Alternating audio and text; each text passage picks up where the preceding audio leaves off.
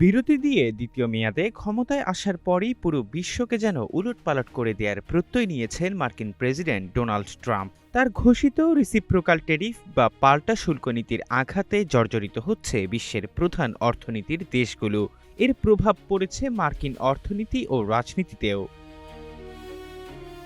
জানুয়ারিতে ক্ষমতা গ্রহণের পরপরই ট্রাম্প বিশ্বজুড়ে মার্কিন বাণিজ্যিক অংশীদারদের উপর ইউনিভার্সাল বেজলাইন ট্যারিফ ধার্য করেন, যার পরিমাণ ছিল 10%।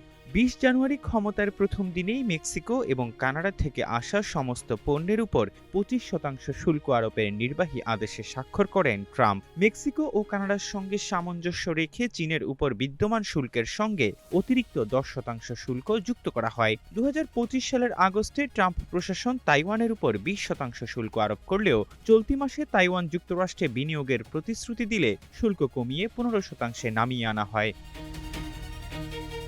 ফেব্রুয়ারিতে বাংলাদেশের সব পণ্যের উপর 20% পাল্টা শুল্ক কার্যকর হয়। এ সময় ভারতের উপর 25% থেকে শুরু করে 50% পর্যন্ত শুল্কের একটি তালিকা প্রকাশ করা হয়। পাশাপাশি পাকিস্তানের উপর 19% এবং শ্রীলঙ্কার উপর 20% শুল্ক আরোপ করা হয়। 2 এপ্রিল ট্রাম্প প্রশাসন আইইইপিএ ক্ষমতা ব্যবহার করে মিয়ানমারের উপর প্রাথমিকভাবে 44% পাল্টা শুল্ক আরোপের ঘোষণা দেন। পরে 7 জুলাই দেশটির উপর 40% শুল্ক নির্ধারণ করা হয়।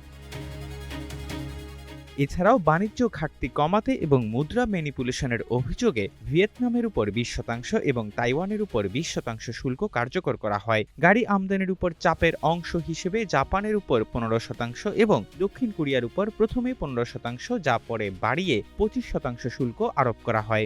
ইউরোপীয় দেশগুলোর উপর গড় 20% শুল্ক আরোপ করা হয়, যা বিশেষ করে জার্মানির গাড়ি ও ফ্রান্সের বিলাসবহুল পণ্যের উপর বড় প্রভাব ফেলে।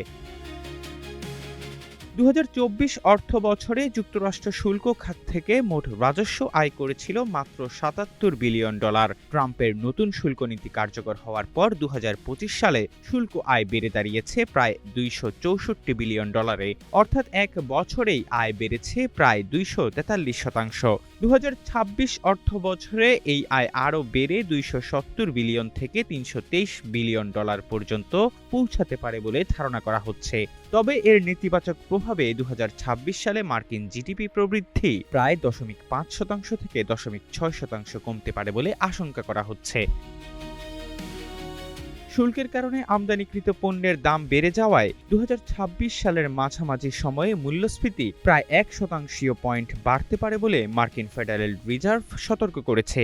এর ফলে মার্কিন পরিবারগুলোর গড় বাৎসরিক খরচ প্রায় $1,600 বৃদ্ধি পেয়েছে। ট্রাম্পের দাবি ছিল শুল্কের ফলে আমেরিকায় কর্মসংস্থান বাড়বে, কিন্তু কাঁচামালের দাম বেড়ে যাওয়ায় 2025 সালের এপ্রিল থেকে ডিসেম্বরের মধ্যে উৎপাদন খাতে প্রায় 72,000 চাকরি হারিয়েছে মার্কিনিরা।